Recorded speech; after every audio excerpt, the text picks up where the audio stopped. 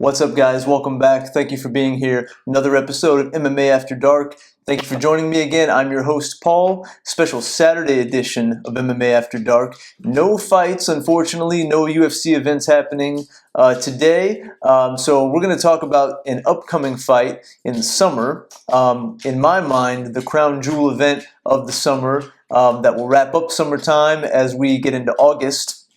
Later on in the year, we have a lot of fights happening this summer. I mean, really, summer's just going to be packed, guys. We got Merab Dvalishvili versus Sean O'Malley 2 for that bantamweight title. Immediately after, we got Joaquin Buckley surging through the welterweight division, taking on a long reigning Kamaru Usman, who has really refused to die, so to say, in the welterweight division. It's been a long time since he's had a victory, but still has maintained that ranking in the welterweight division, still managed to involve himself in meaningful discussions, still managed to get himself booked in meaningful fights.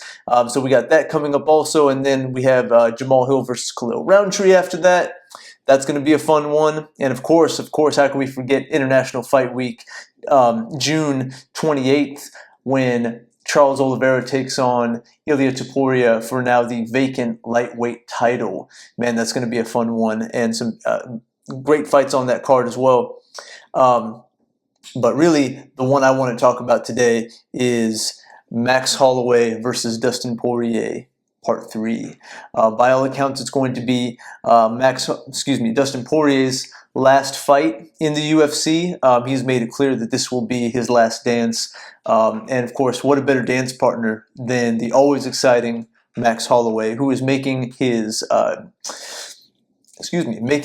return to the lightweight division after, unfortunately, getting knocked out pretty bad against Ilia Topuria when he took him on for the featherweight strap not that long ago. So that's the last time we've seen Max, and Dustin similarly coming off a loss, not a knockout, but did get finished about a year ago by the former now lightweight champion Islam Makhachev, who just recently made the move up to welterweight. So a lot of things happening, guys, in between lightweight and welterweight. It's a fun time right now. My last video I talked about how exciting welterweight is, and man, it sure is right now. But lightweight also, man, just right behind them as far as just the excitement level. A lot of things happening. The old guard of lightweight refusing to die, so to say, and have that changing of the guard like we are seeing in welterweight. There's some guys in lightweight that are still kind of hanging around, refusing to die, still wanting to stay in those meaningful fights, wanting to stay in the title picture, right? So very exciting time in lightweight and welterweight, right? But this fight, Max Holloway versus Dustin Poirier, Part 3, for the BMF strap. Again, what a better way to wrap up Dustin Poirier's career by booking another a guy who's just as game as him, a guy that's going to be keeping it on the feet. Yeah, I mean, we know how Max operates. He's a guy that, can take it to the ground if need be. He's not going to be uncomfortable there by any means, right? He can kind of do it all, but he is a guy that loves to mix it up with these on the feet. And then opposite of him, you have the always dangerous Dustin Poirier, who is just fights nothing but killers. The same can be said about Max Holloway. And I'm going to get into that in a little bit. We're going to look at all the fights both guys have had since their last meeting back in 2019. Been a while now, right? But these are two guys that just fight nothing but killers. They don't take easy fights. And it's been that way for quite a while, even prior to them fighting for the second time back in 2019 for the interim lightweight championship, before it was united with the champion Habib at the time, right, to unify the belts. But there's a lot to think about. There's a lot to process going into this fight. How do we pick this fight, right? How do we favor one or the other? Because a lot has happened since both of them fought about 6 years ago now. Dustin Poirier is a few years older than Max is. Max does have the advantage of youth slightly, but when we saw Dustin last time against the former lightweight champion Islam Makhachev, he did not look bad by any means. Matter of fact, by all accounts, he gave Islam one of his more tougher fights I mean, we've seen Islam finish guys quick. We've seen him been in a couple back and forth battles. The first Volkanovski fight comes to mind, and then of course the Dustin fight also comes to mind. But in between that, we had Volk getting finished by that head kick from Makhachev. We had Islam subbing and finishing Charles Oliveira pretty easily to gain the lightweight title, right? And so, but then you had Dustin Poirier fighting him, and really made a strong showing, strong account of himself. Beat him up, cut him, bruised him up, did not die, traded back and forth with him, took his best shots, looked good until that fifth round where Islam, I believe, sunk in that, I believe it was a Darce choke, from the front, and he same thing that what he did to Renato Moicano, just sunk it in and then wrapped up that leg to just finish him. And that was all she wrote for Dustin Poirier, unfortunately. Last attempt at him winning the lightweight championship belt, unfortunately. Just didn't happen for him. In a world where Khabib Nurmagomedov and Islam Makhachev don't exist, Dustin's probably the champion at some point, right? And you could say that about some guys, right? But he's just had some of the toughest fights. He has scratched and clawed, taken losses, built himself back up again, strung together win streaks, and just kept keeping himself relevant and alive in the title picture all these years since he first fought the first time for the lightweight belt back in 2019 against Khabib Nurmagomedov, right? Took that loss, had the hip surgery, came back, had a fantastic, one of my all-time favorite fights against him and Dan Hooker. That bloody back-and-forth brawl, 5 rounds, just constant action. If you have not watched that fight, stop this video and go watch that fight right now. That is one of the all-time best fights in the UFC. That is a fight, if you're trying to get one of your buddies into UFC, that's the fight you're putting on, guys, because that fight is just constant action, blood and guts, rock'em sock'em robots, war during that fight, right? Wins that, builds himself back up, strings together some victories against Conor, challenges Oliveira for the title, has a pretty good showing of himself early, but ultimately gets submitted by Charles. But what does he do again, right? He keeps himself relevant even after a pretty bad loss to Justin Gaethje for the BMF belt a couple years ago. But what does he do then? Builds himself back up, viciously knocks out Benoit Saint Denis, finds himself in the mix, gets one more title shot against Islam. This is just a guy that just refuses to die. We talk about mental toughness. We talk about a guy that just believes in himself wholeheartedly, believes that he can stand in there with any guy, and make a strong showing of himself, if not come away with a victory. And if you're a fan of the UFC, how can you not love a guy like Dustin Poirier, right? And before we talk about Max Holloway a little bit, and I'm prefacing a lot of these things before the fight because this is the last time we're going to be seeing Dustin Poirier in this fight in the UFC, and Max still has probably a few years left, but his career is definitely starting to wind down. He's been in a lot of battles as well, so I'm going to talk about some stuff about Max Holloway too. I mean, there's so much we could talk about with these guys, just positive after positive after positive, right? But full disclaimer, Dustin Poirier is my favorite fighter in the UFC, has been for a long time, and there's reasons for that. One is just the action level he always brings in all of his fights, right? He is a guy that always comes fully prepared. He, even in his losses, and I was watching Morning Combat the other day, and Luke Thomas made a really strong point about Dustin Poirier that we don't really think of. These guys that have been in the UFC a long time, every so often, a lot of these guys, they turn in stinkers, right? Oh, they were dealing with something, or they were sick, or the excuses come out, the reasons come out, right? And they just like, man, what was up with that guy tonight? He just did not look sharp, did not look crisp, did not look on. When is the last time we can say that about Dustin Poirier? When has he not shown up and just given full effort, just a strong showing of himself. When have we ever come away from a Dustin Poirier fight thinking like, man, he looked off tonight? I can't think of one that comes to mind in recent memory. There's been some times where I feel like he's let his emotions get the best of him, and he feels like that has been kind of Achilles' heel for him in the past, particularly when he fought Conor the first time at featherweight. But then he always talks about the fight against him and Michael Johnson, where the pre-fight press conference and everything leading up to that fight got very personal, right? It got pretty ugly with trash talk, and he came in there just seeing red.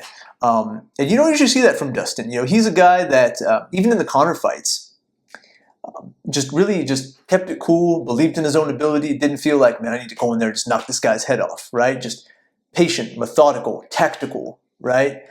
He's solved that puzzle though, and he's talked about that in his in some of his interviews about how some of his anxieties and sometimes just the negativity of social media and some of the other aspects of the sport and just how the game is played and how it favors certain guys, that tend to trash talk a lot and tend to just do a lot of the gimmicks.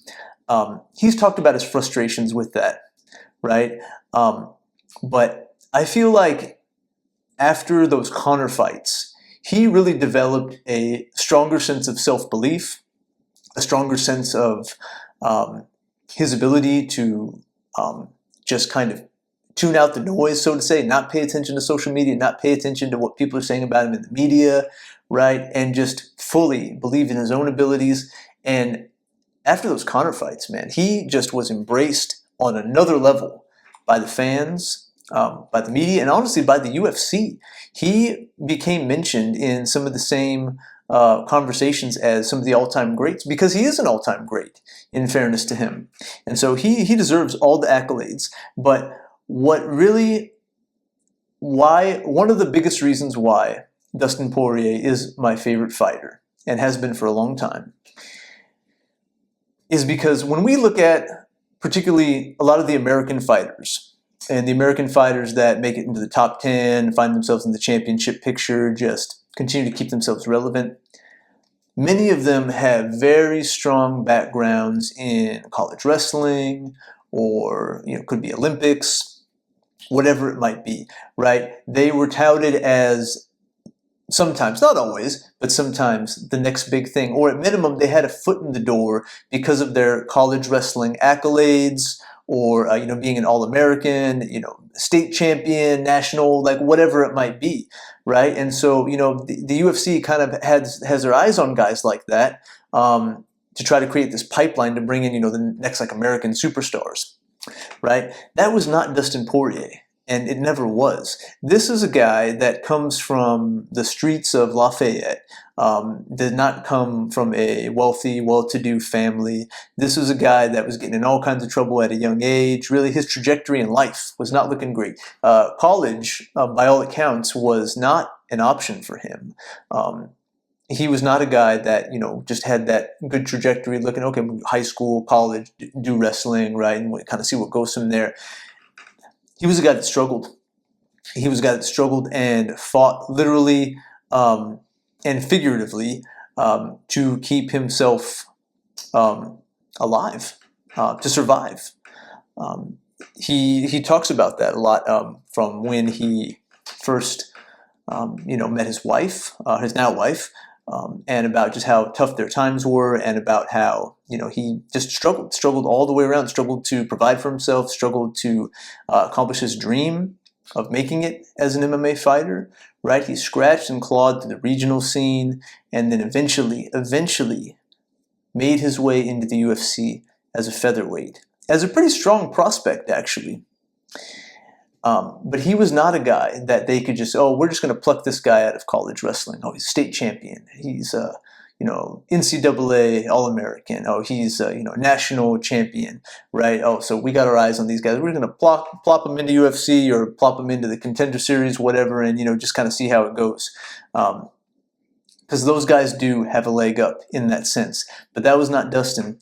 He had the deck stacked against him from the start, but continued to scratch and claw and make his way into the UFC.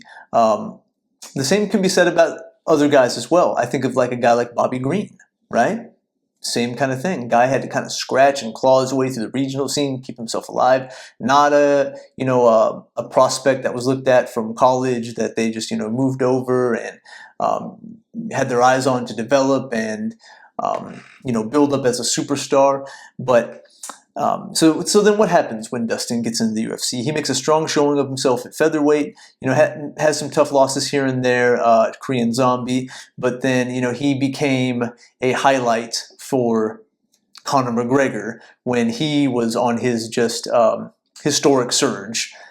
He just became kind of a stepping stone. It was a guy like, oh yeah, he became known as, oh yeah, that's the guy that Conor knocked out, right? The guy that was talking trash before and, he knocked him out pretty quick, right? But what does he do?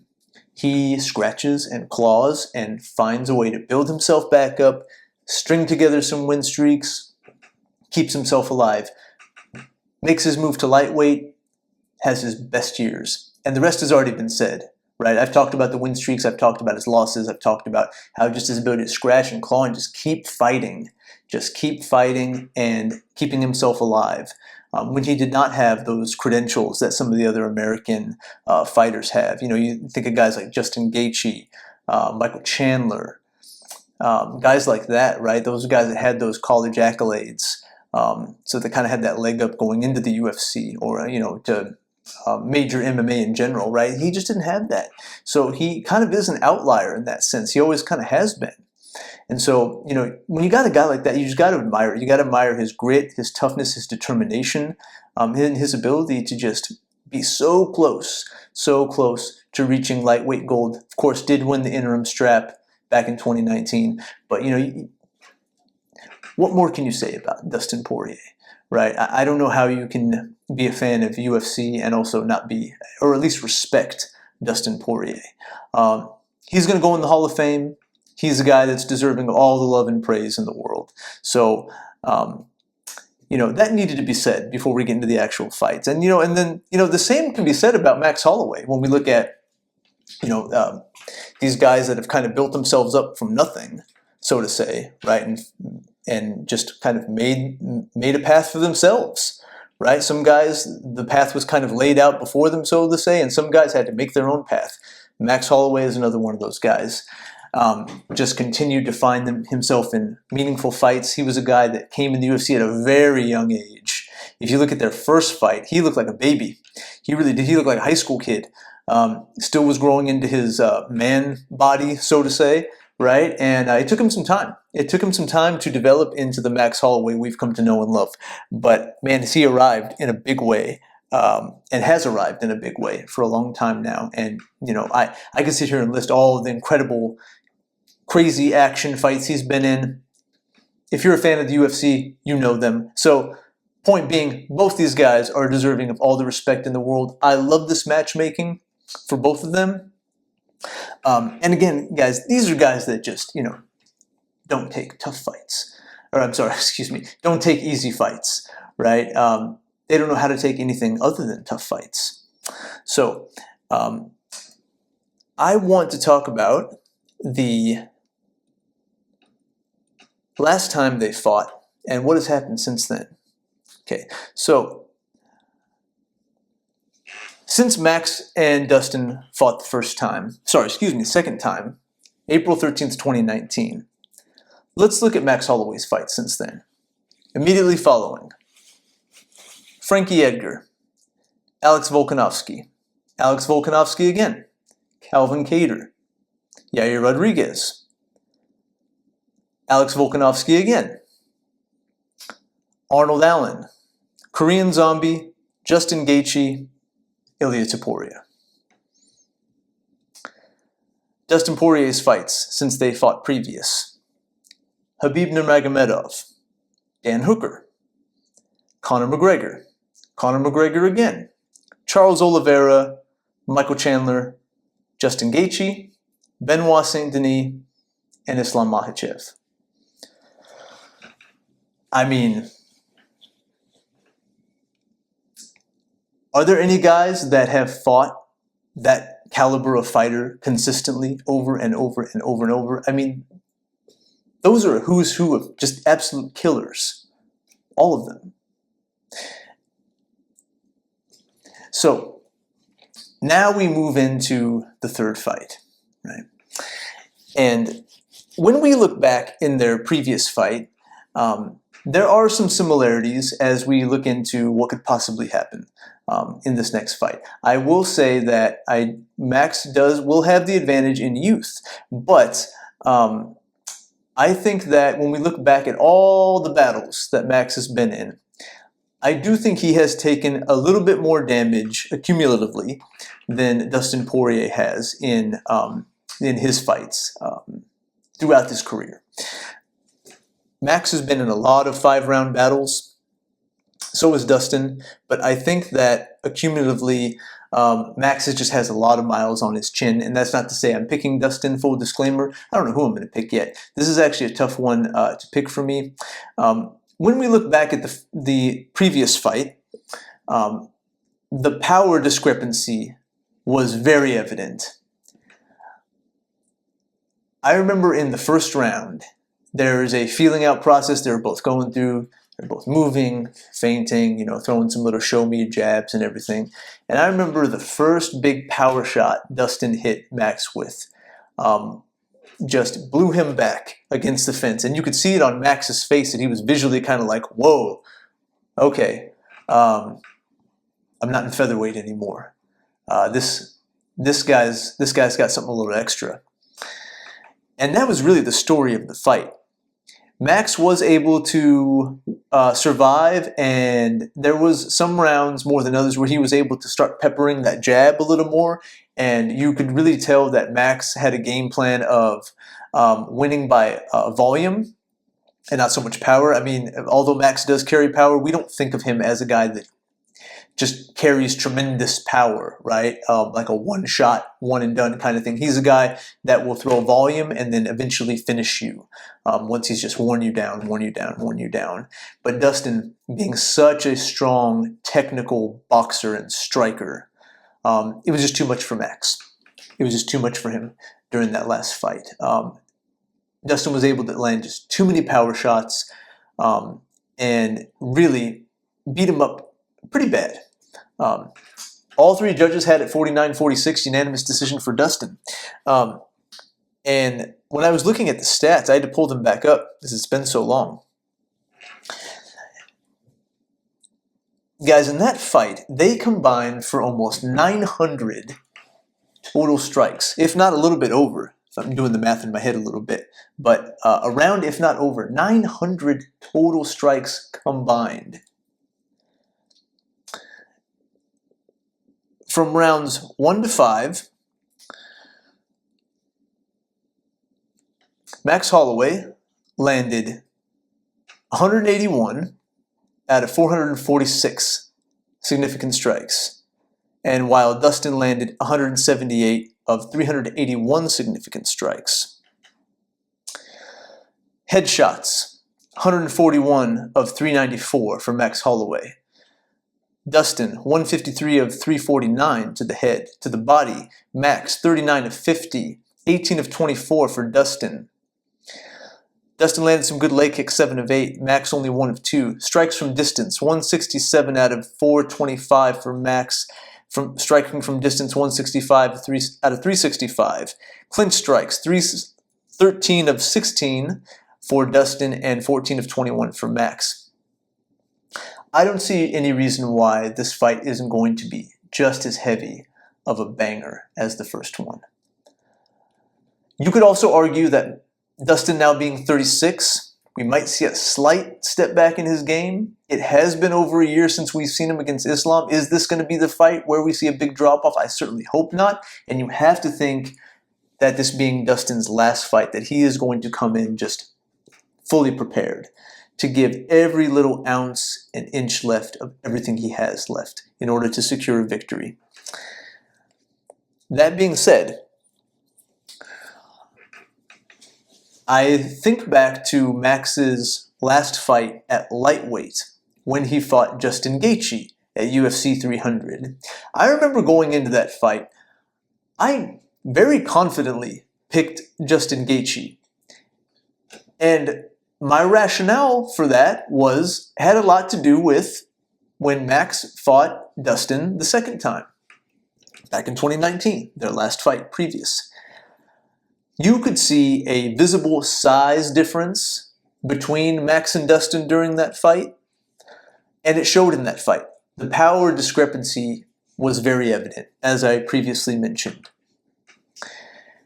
When Max came out to fought Justin at UFC 300, and when he entered the octagon, and I got first glance of him, I immediately thought, you know, I might have picked the wrong guy, because he showed up visibly way different than he did when he fought Dustin the previous time.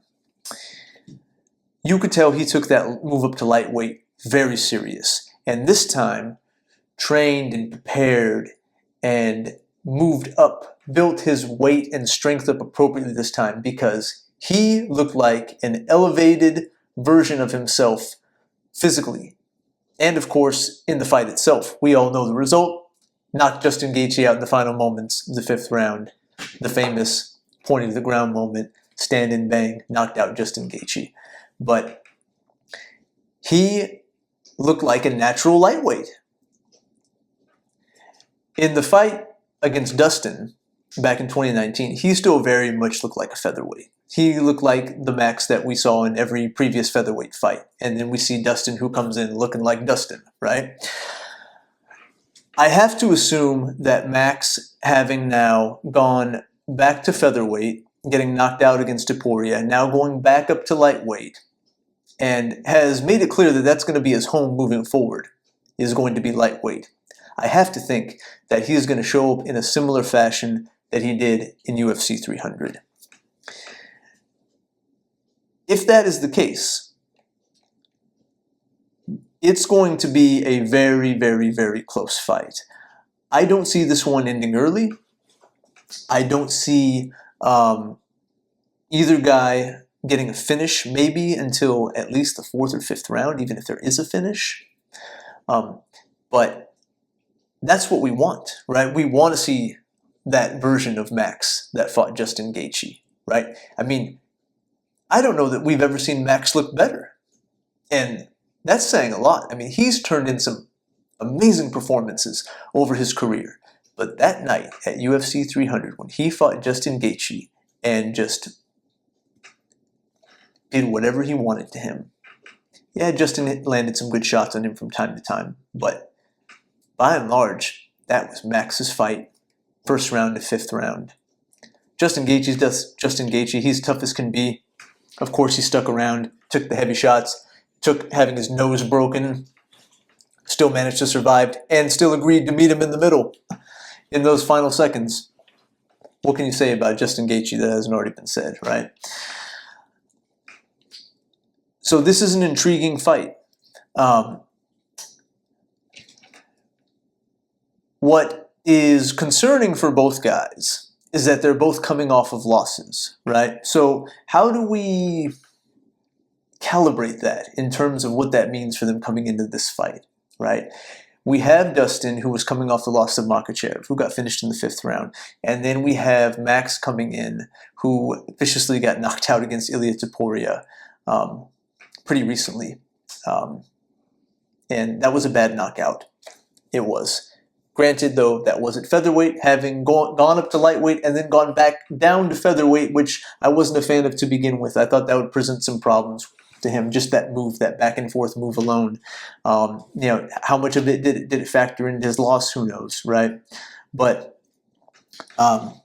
Topuria's ability to cut off the cage and trap Max and then finish him was a huge factor. Obviously, it was the factor that finished him in that fight.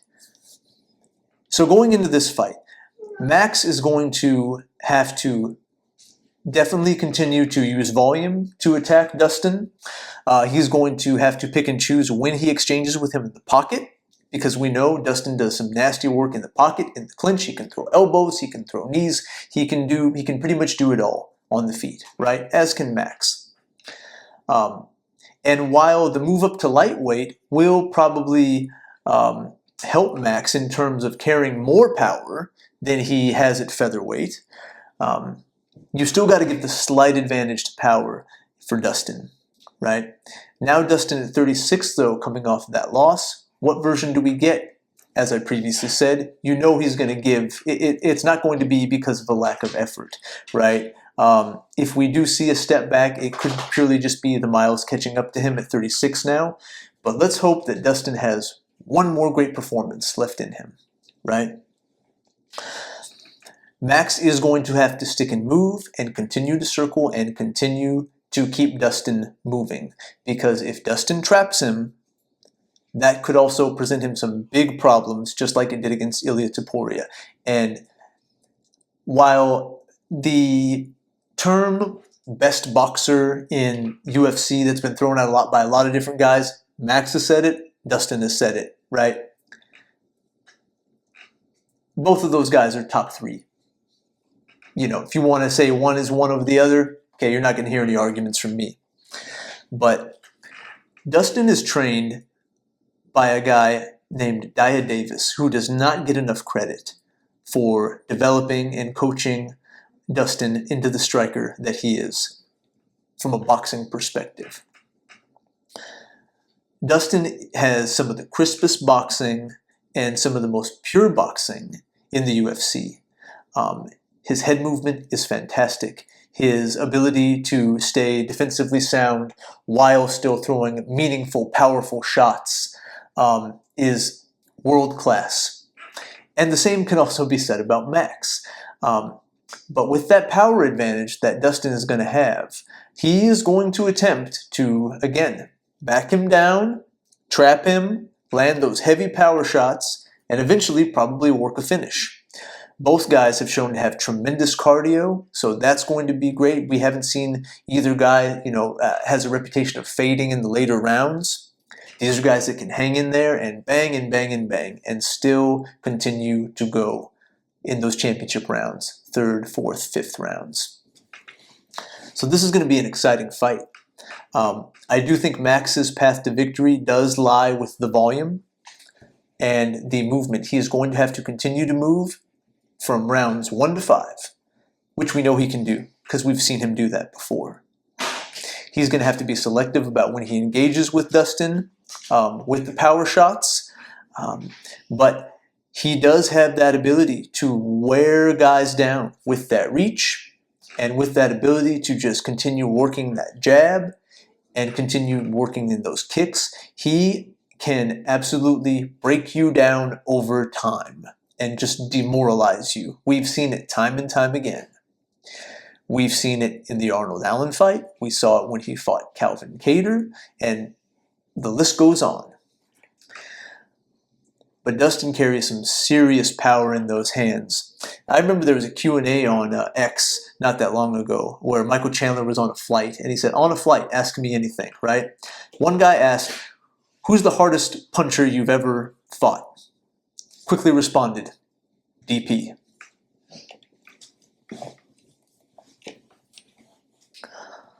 I have a feeling there are several guys that might say the same thing about him.